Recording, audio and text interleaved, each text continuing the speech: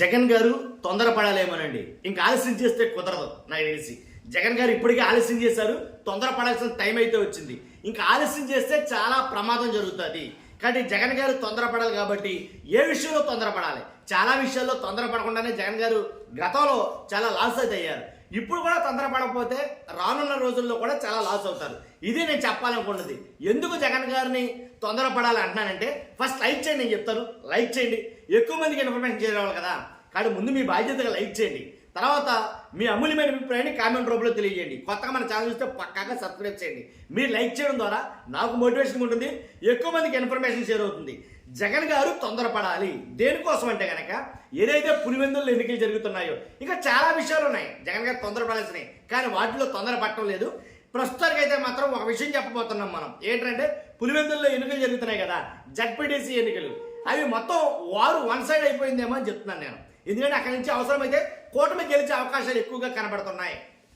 ఏదైతే జడ్పీటీసీ 2 స్థానాలకు ఎన్నికలు జరుగుతున్నాయో, ఉప ఎన్నికలు, అవి 2 కూడా కూటమి గెలుచుకునే అవకాశాలు అయితే కనుక ఇప్పుడు ఎక్కువగా జరుగుతున్నాయి. ఎందుకు ఇప్పటిదాకా మొన్నటిదాకా వైసీపీ గెలుస్తుంది అన్నావు కదా, ఇప్పుడు మళ్ళీ కూటమి గెలుస్తుంది అన్నావేంటి?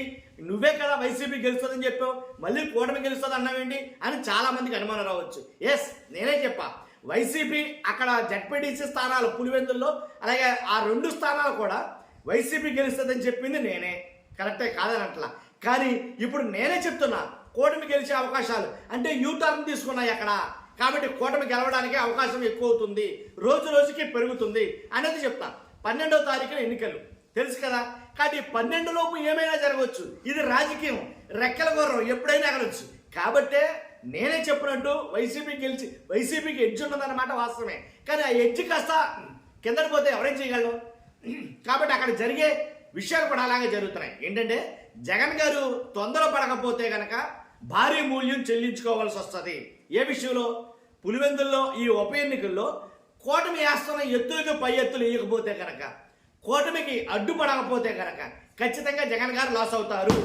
కాబట్టి ఏంటంటే 4పై దాడులు జరిగాయి. వైసీపీలో 4పై దాడులు జరిగాయి, కూటమి చేసిన దాడులు. అలాగే ఓటర్ల జంబ్లింగ్ విధానం అనేది అక్కడ వైసీపీకి చాలా తీవ్ర నష్టం జరగబోతుంది.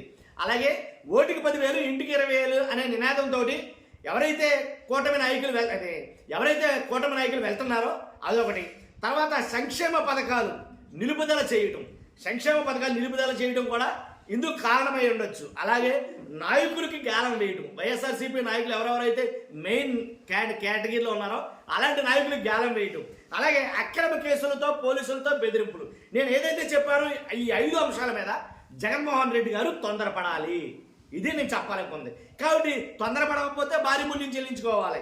ఎందుకని ఆల్రెడీ అక్కడ జరిగింది, 4 మీద దాడులు జరిగాయి వైఎస్ఆర్సీపీలో. కాబట్టి ఆ దాడులు మనం ఆల్రెడీ చూసాం. ఆ ఎవరెవరైతే ఎమ్మెల్సీ యాదవ్ ఇంకా మిగిలిన వారు చాలా మంది ఉన్నారు, వాళ్ళందరి మీద కూడా దాడులు జరిగాయి. కానీ వాళ్ళలో భయభ్రాంతులకు గురవుతున్నారు. కాబట్టి ఎవరి సైడ్ అయినా కొంచెం గట్టిగా మాట్లాడితే కనుక వాళ్ళ మీద దాడులు జరుగుతున్నాయి. దీన్ని జగన్మోహన్ రెడ్డి గారు తీవ్రంగా ఖండించాలా.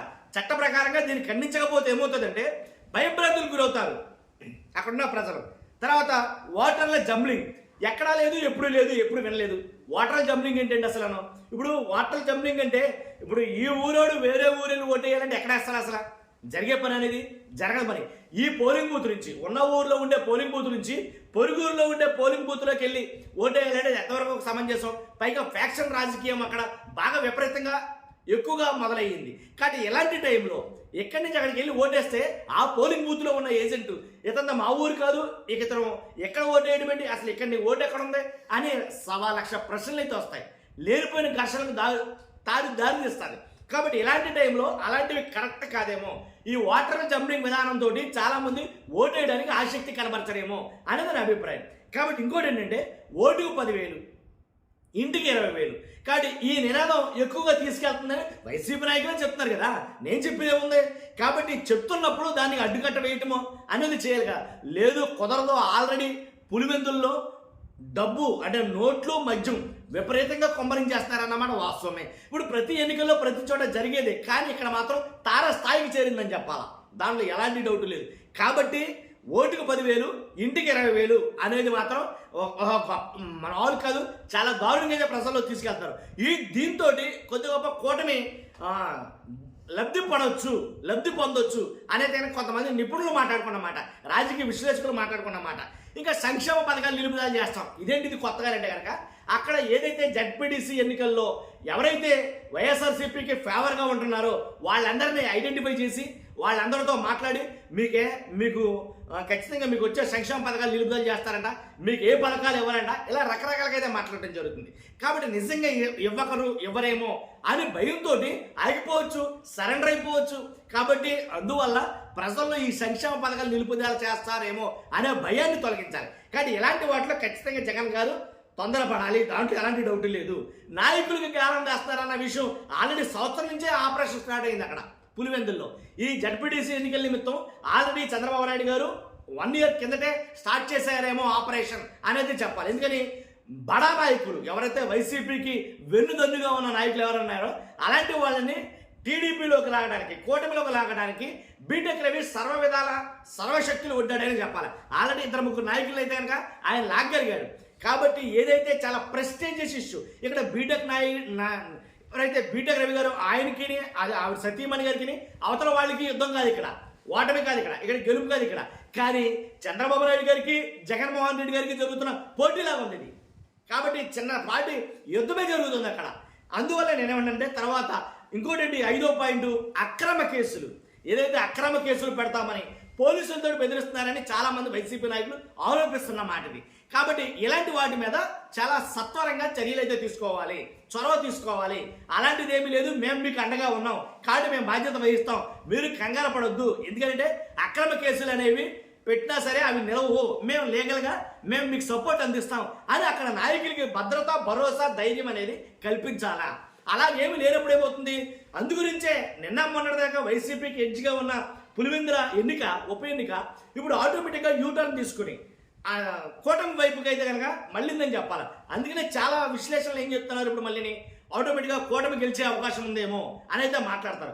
కానీ నాకున్న బలమైనటువంటి నమ్మకం ఏంటంటే నా అంచనాల ప్రకారంగా, నా అనాలిసిస్ ప్రకారంగా నేను చెప్పేది ఏంటంటే ఏదైతే దాడులు జరిగినా, దౌర్జన్యాలు జరిగినా, బెదిరింపులు జరిగినా, లేకపోతే ఏం జరిగినా సరే అది ప్రజల్లో వైఎస్ఆర్సీపీ మీద ఉండే అభిమానం పెంచుతాదే తప్ప తగ్గించదు.